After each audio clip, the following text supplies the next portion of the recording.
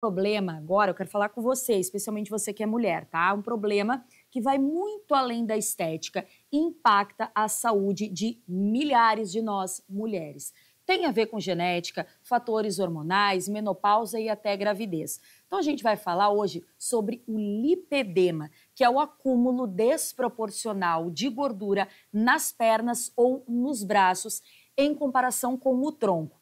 É importante destacar que ele pode aí ser confundido com a celulite, mas é pior, tá? Porque ao contrário da gordura comum, a gordura do lipedema não responde tão bem a dietas e exercícios físicos. Nós, mulheres, respondemos por 90% dos casos. E mais do que uma questão de aparência, gente, o lipedema dói, é desconfortável e tem um impacto muito grande na qualidade de vida e também, óbvio, na autoestima. Então a gente chamou o Dr. Fábio Kamamoto para nos explicar melhor sobre essa condição. E ele vai aparecer aqui com a gente. Dr. Fábio, muito boa tarde, obrigada pela tua participação ao vivo aqui para falar de um assunto que, como eu disse, doutor, vai muito além da questão estética. A gente está falando, sim, de um problema de saúde e que é preciso ser tratado como tal, né? Então, primeira pergunta que eu lhe faço, doutor, como é que a pessoa consegue diferenciar uma celulite em um grau um pouco mais avançado de um lipedema? Como é que a gente pode aí desassociar para trazer essa clareza para quem nos acompanha? Veja, Bruna, como você mesma colocou, o lipedema é uma questão de saúde, né? Então, a celulite comum, ela leva, assim, ao aumento de gordura na região do glúteo, da coxa. Mas o lipedema, para além disso, ele provoca muita dor por causa das reações inflamatórias de repetição, deixa essa pessoa muito mais fácil de ter hematomas, fica roxa, e ele começa a lesar os tecidos que estão em volta dessa gordura, ou seja, a pele, ela começa a ter flacidez. Muitas mulheres têm problemas das veias que passam por ali, então elas vão ter varizes, 40% delas têm varizes. E mais para frente começa a ter alteração ortopédica, então ela começa a ter lesão dos joelhos, lesão dos tornozelos, fora o comprometimento social, né? Quer dizer, para ela poder pôr um shorts, para ela poder ter uma vida social, é muito difícil.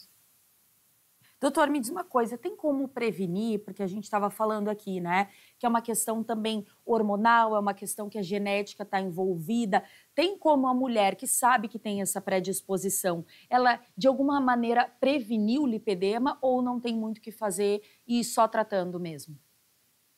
Ótima pergunta, Bruna, porque se a gente pensar que o lipedema começa como uma condição genética e ele se desenvolve a partir da presença de estrógeno, que é uma condição inerente de ser mulher, isso a gente não tem como modificar. Mas, se essa mulher evitar ganho de peso, se ela evitar alguns grupos de alimentos que aumentam a inflamação, por exemplo, alimentos muito processados, com muita química, excesso de açúcar, excesso de farinha de trigo, de álcool, e se ela evitar o uso de anticoncepcional à base de estrógeno, ela vai minimizar o lipedema. Eu digo minimizar porque essas mulheres vão continuar a ter outros gatilhos para o lipedema, por exemplo, as menstruações, mais para frente as gestações e mais para frente ainda a menopausa. Então, a vida da mulher ela é cercada dessas mudanças hormonais e isso é inerente à vida delas e não tem como modificar, mas pelo menos o estilo de vida regular, atividade física, uma alimentação saudável e evitar o uso de estrógeno já vai ajudar a fazer com que esse lipedema se desenvolva de uma maneira mais branda. Doutor, você tocou num ponto importante, você falou a respeito do anticoncepcional. Até na semana passada, aqui no programa, a gente falou sobre alguns mitos que envolvem, né, o uso do anticoncepcional, como a possibilidade de aumentar o desenvolvimento, as chances de câncer de mama. E eu queria lhe perguntar, doutor, quais tipos de anticoncepcional, e quando a gente fala daí de anticoncepcional, a gente está falando do comprimido, a gente está falando do DIU, a gente está falando do injetável. Queria que o senhor falasse quais os tipos, até para a gente também não provocar uma desinformação para mulheres que talvez fazem uso desse tipo de anticoncepcional, de preventivo mesmo, né? Excelente. Então, se a pessoa não quiser engravidar, o ideal é que ela use métodos contraceptivos que não levem o estrógeno para o sangue dela, em um volume aumentado. Então, o DIU é uma ótima opção, os preservativos são uma ótima opção. Se for para usar o anticoncepcional, evitar o que seja a base de estrógeno. Então, existem anticoncepcionais com uma dosagem menor de estrógeno ou a base de progesterona, e é melhor o contraceptivo que ele não seja ingerido ou injetado, porque para que ele haja, esse hormônio tem que ir para o sangue para depois ir para o ovário e para o útero, que é o alvo desse anticoncepcional, mas também vai para a mulher com lipedema. Então, se ela puder usar hormônios à base de progesterona ou métodos que não levam o hormônio para o sangue, como o DIU ou preservativo, é muito melhor para quem é portador de lipedema. Doutora, a gente está falando aqui de lipedema, mas quando a gente fala de anticoncepcional, a gente sabe que tem muitas mulheres que associam também o anticoncepcional ao aumento de celulite, né? Que, como você explicou, é diferente do lipedema, que é uma doença e tudo mais. E eu aproveito para lhe perguntar, de fato, o anticoncepcional, esse que a gente toma, ele pode aumentar o aparecimento de celulite nas mulheres? Pode. Porque o que acontece assim, essas células elas respondem ao hormônio feminino, né? Então, por isso que celulite também é uma outra condição inerente de ser mulher. Então, se você tiver efeitos colaterais desses hormônios, é importante que você converse com o seu ginecologista para ver se ele pensa em algum outro método que não seja o de hormônio via oral ou injetável para evitar uma contracepção. E o que a gente tem hoje, doutor Fábio, de mais avançado, de mais eficiente no tratamento de lipedema? O que o senhor recomenda para as pacientes que sofrem com esse problema também? E o que elas podem tomar? Que estilo de vida também elas podem ter? Bruna, então a gente vai dividir o tratamento dessas mulheres em dois grandes grupos. O tratamento conservador, que é manter uma atividade física regular, que é ter uma alimentação saudável, evitando o ganho de peso, e como a gente acabou de comentar, evitando o uso de estrógeno via oral ou injetável. Mas os estudos mostram que a única maneira de você retirar essas células do corpo ainda é através da cirurgia. Então, existe uma cirurgia específica que é feita na região das pernas, da coxa e do braço, que é uma lipoaspiração modificada. E, normalmente, a gente associa essa cirurgia com tratamentos para flacidez de pele, uma vez que o lipedema também vai gerar muita flacidez de pele nessas mulheres. Então, hoje ainda não existe um comprimido, uma medicação capaz de bloquear essa reação dessas células, e por isso mesmo é que a gente faz uma remoção literal. Falando do jeito mais simples, ele só sai quando a gente tira essas células do corpo. Seria lipoaspiração, doutor? É um tipo de lipoaspiração, Bruna, um pouco modificada, porque ela é feita em áreas menos características, como tornozelo, joelho. A gente faz ela também circunferencial, ou seja, em torno de toda a perna, 360 graus.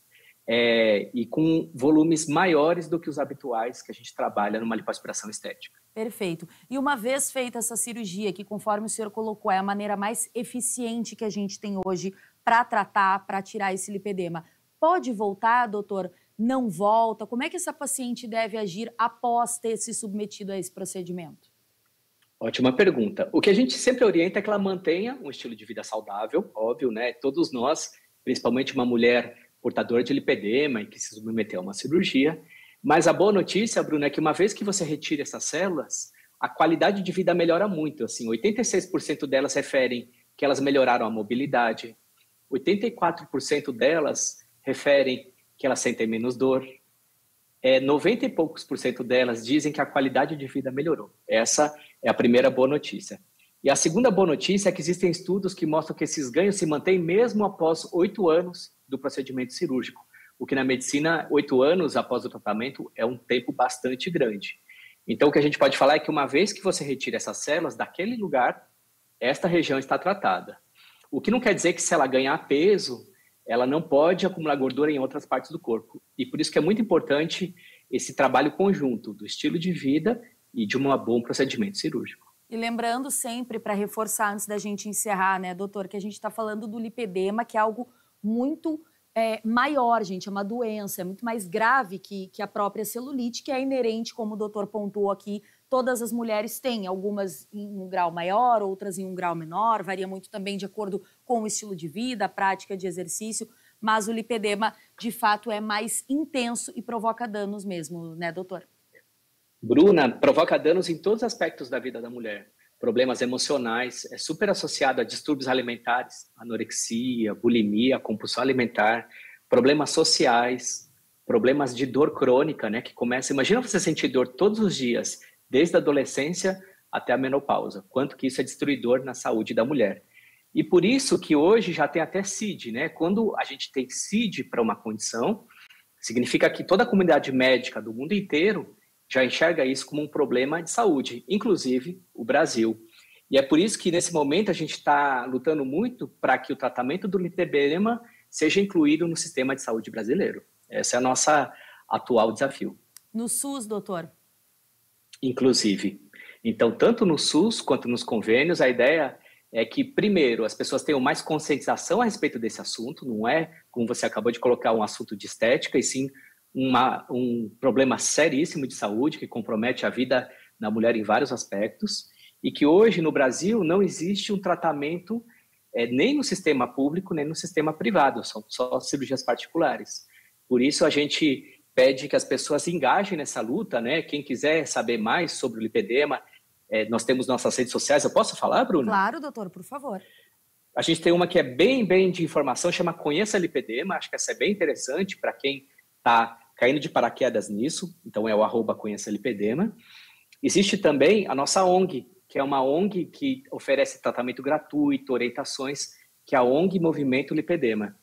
E o site, que é o Lipedema Brasil. Todas essas três são portais de informações, a gente coloca tudo isso de uma maneira muito científica, e a grande meta é que as pessoas saibam autocuidado, tenham consciência do que elas têm como condição, e a partir daí a gente começa a promover uma mudança social mesmo, Bruna, de luta pelos direitos a fazer o seu tratamento no sistema de saúde brasileiro. E o senhor falou da importância das pessoas buscarem conhecimento, se mobilizarem, mas o senhor trouxe outro aspecto importante também, doutor, falando que a classe médica também está se mobilizando para que seja incluso no Sistema Único de Saúde o tratamento do lipedema. E o senhor falou que o reconhecimento como CID já é um grande avanço. Só queria que o senhor explicasse para quem está nos acompanhando o que é o CID e por que isso é um grande avanço.